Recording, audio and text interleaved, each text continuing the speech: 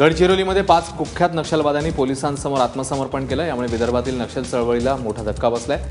दिनेश उर्फ शांताराम संकू मडावी, मंगेश उर्फ राजू येर्रा मडावी, सविता उर्फ अस्मिता बाजू तुमरेटी, वसंत उर्फ रेजीराम पाठीराम वड्डे, रवी उर्फ नंदू रामसू गोटा अशी आत्मसमर्पण करणाऱ्यांची नावे आहेत। हे 5ही जण गेल्या अनेक वर्षांपासून नक्षल चळवळीमध्ये काम करत होते। सरकारकडून त्यांच्यावर तब्बल 14 लाखाचं बक्षीस ठेवण्यात आलं होतं। 2016 मध्ये आतापर्यंत एकूण 44 नक्षल्यांनी आत्मसमर्पण केले। गडचिरोलीत राज्य उत्पादन शुल्क विभागाने 4.5 लाखाची अवैध दारू जप्त केली आहे। गोंदियातील अर्जुनीवरून गडचिरोलीत अवैध दारूची तस्करी होत असल्याची गुप्त माहिती उत्पादन शुल्क विभागाला मिळाली होती। या आधारे विभागाच्या पथकाने देसाईगंज परिसरात सापळा रचत Hyundai i10 या गाडीतनं देशी दारूच्या 50 पेट्या जप्त केल्या। पथकाला चकवा देण्याच्या प्रयत्नात चालकाचा ताबा सुटून गाडी उलटली। त्यानंतर पथकाने दलेर सिंग सलुजा आणि संकेत कावळे या 2 आरोपींना अटक करत दारूसाठी ताब्यात घेतलं। गडचिरोलीच्या सिरोंचा तालुक्यात रेती उपसा करणाऱ्या 4 पोकलँडसह 13 ट्रक जप्त करण्यात आलेत। महसूल आणि पोलीस विभागाने रेती घाटावर संयुक्त कारवाई केली। क्षमतेपेक्षा जास्त रेतीचा उपसा सुरू असल्याची तक्रार महसूल विभागाला प्राप्त झाली होती। या तक्रारीनंतर तहसीलदार अशोक कुमरे यांनी गोदावरी रेती घाटावर धाड टाकली, ज्यात पोकलँडच्या मदतीने रेती उपसा सुरू असल्याचं स्पष्ट झालं। हे सर्व पोकलँड मशीन्स आणि क्षमतेपेक्षा जास्त रेती वाहून नेणारे ट्रक सिरोंचा पोलिसांनी जप्त केले। शॉर्ट सर्किटमुळे आग लागल्यामुळे झोपेतच आई आणि मुलाचा होरपळून मृत्यू झालेला आहे। लातूर जिल्ह्यातील निलंगा तालुक्यातील उमरगा येथे ही दुर्दैवी घटना घडली। या आगीमध्ये शुभांगी बिराजदार या 28 वर्षीय महिलेचा आणि तिच्या 3 वर्षाच्या मुलाचा होरपळून मृत्यू झाला।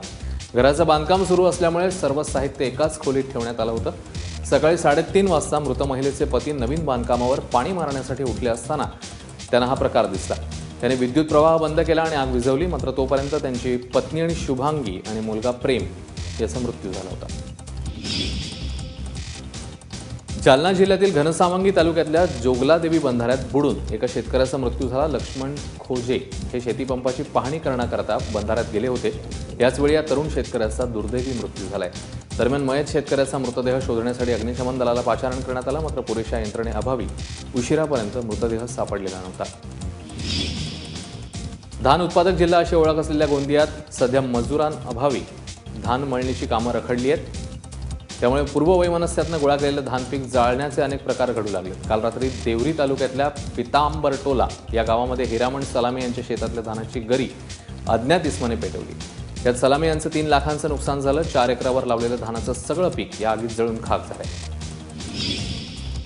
अकोला जिल्ह्यातील 7ही पंचायत समित्यांमध्ये सीसीटीव्ही कॅमेऱ्यांच्या खरेदीत गैरव्यवहार झालाय। हे सीसीटीव्ही कॅमेरे पुरवठादाराला काळ्या यादीत टाकण्याचे आदेश जिल्हा परिषद सीईओ अरुण बिधळे यांनी दिले। 7ही पंचायत समित्यांमधील कर्मचाऱ्यांची उपस्थिती, कामकाजावर लक्ष ठेवण्यासाठी हे सीसीटीव्ही खरेदी करण्यात आले होते। यासाठी तब्बल 30 लाख रुपये खर्च आला, पण याची कुठलीच माहिती जिल्हा नियोजन समितीला देण्यात आली नव्हती।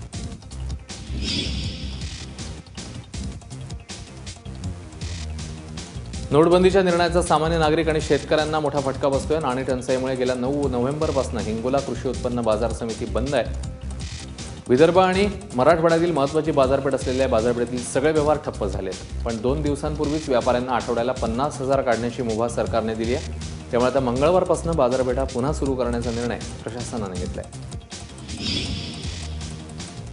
इंदापूर कृषी उत्पन्न बाजार समितीतील हर्षवर्धन पाटील यांची सत्ता संपुष्टात आली आहे। राष्ट्रवादी काँग्रेसने तब्बल 12 जागा जिंकत बाजार समितीवर कब्जा केलाय। त्यामुळे 56 वर्षांमध्ये पहिल्यांदाच बाजार समितीच्या निवडणुकीत हर्षवर्धन पाटील यांना पराभवाचं तोंड पाहावं लागलं। हर्षवर्धन पाटील आणि अजित पवार यांनी ही निवडणूक चुरशीची केली होती, त्यात अखेरी राष्ट्रवादीने बाजी मारली। त्यामुळे सहकारी संस्थांवरची हर्षवर्धन पाटलांची पकड ढिली झाल्याची चर्चा आहे।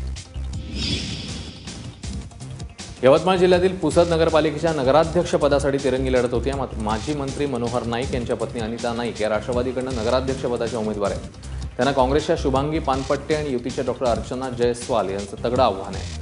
पुसद मतदारसंघात आजवर नाईक घराण्याचं वर्चस्व राहिलंय, पण काही दिवसांआधीच मनोहर नाईक यांचे पुतणे ॲडव्होकेट निलय नाईक यांनी भाजपमध्ये प्रवेश केला। त्यामुळे पालिका निवडणुकीतही या फुटीचे पडसाद उमटू शकतात।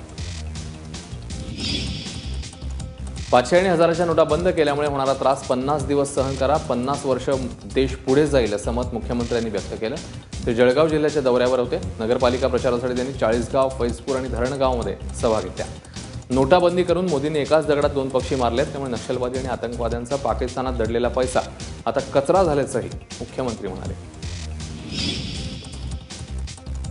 हिंगोली नगरपालिका निवडणुकीत राष्ट्रवादीच्या प्रचारासाठी विधान परिषदेचे विरोधी पक्षनेते धनंजय मुंडे यांनी सभा घेतली.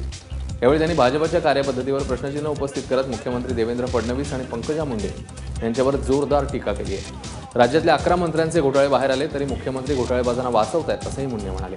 तसंच नोटबंदीमुळे सामान्यांचे हाल होत असल्याचा पुनरुच्चारही मुंडेंनी केला आहे. उद्योजकांचं कर्ज माफ करणाऱ्या मोदी सरकारने शेतकरी आणि छोट्या व्यापाऱ्यांचंही कर्ज माफ करावं अशी मागणी राष्ट्रवादीचे नेते सुरेश धस यांनी केली आहे. नाशिक जिल्ह्यातल्या सटाणा नगरपालिकेच्या उमेदवारांच्या प्रचारासाठी ते आले होते. यावेळी त्यांनी पाकिस्तानकडून होणारे हल्ले, दलित अत्याचार, गोवंश हत्या बंदी अशा अनेक मुद्द्यांवरून सरकारवर टीका केली. गोकुळ दूध संघाने दूध खरेदी दरात 5 रुपयांनी वाढ करावी अशी मागणी कोल्हापुरातल्या शेतकऱ्यांनी केली. या मागणीसाठी आज शेतकऱ्यांनी कोल्हापुरातल्या गोकुळ दूध संघाच्या ताराबाई पार्क इथल्या मुख्य कार्यालयावर मोर्चा काढलाय. दूध खरेदी आणि विक्रीमध्ये तब्बल 16 रुपयांचा फरक आहे, त्यामुळे इतका नफा दूध संघ कमावत असताना दूध उत्पादक शेतकऱ्यांना योग्य दर का नाही असा सवाल शेतकऱ्यांनी केला. दरम्यान सध्याच्या स्थितीमध्ये दरवाढ देणं शक्य नसल्याचं गोकुळ दूध संघाचं म्हणणं आहे.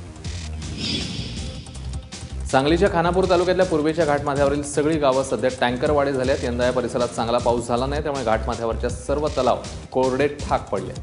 कृष्णेच्या पात्रातील टेंभू प्रकल्पातलं पाणी मिळावं अशी मागणी इथल्या गावकऱ्यांनी केली. अनेक वर्षांची प्रलंबित मागणी पूर्ण नाही झाली तर पुढच्या आठवड्यात आंदोलन करण्याचा इशाराही ग्रामस्थांनी दिलाय.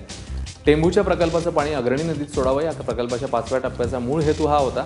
मात्र मूळ हेतू असला तरी अनेक वर्षांपासून हे कामच रखडले. दारूबंदीसाठी यवतमाळ जिल्ह्यात स्वामिनी दारूबंदी अभियान सुरू झालेलं आहे. या अंतर्गत महिलांनी राज्यातल्या सगळ्या 288 आमदारांना पत्र लिहून दारूबंदीसाठी पुढाकार घेण्याची विनंती केली. यवतमाळमध्ये दारूबंदी करण्यासाठी अनेकदा आंदोलनं झाली आहेत, मात्र सरकार या आंदोलनाची गांभीर्याने दखल घेत नाहीये.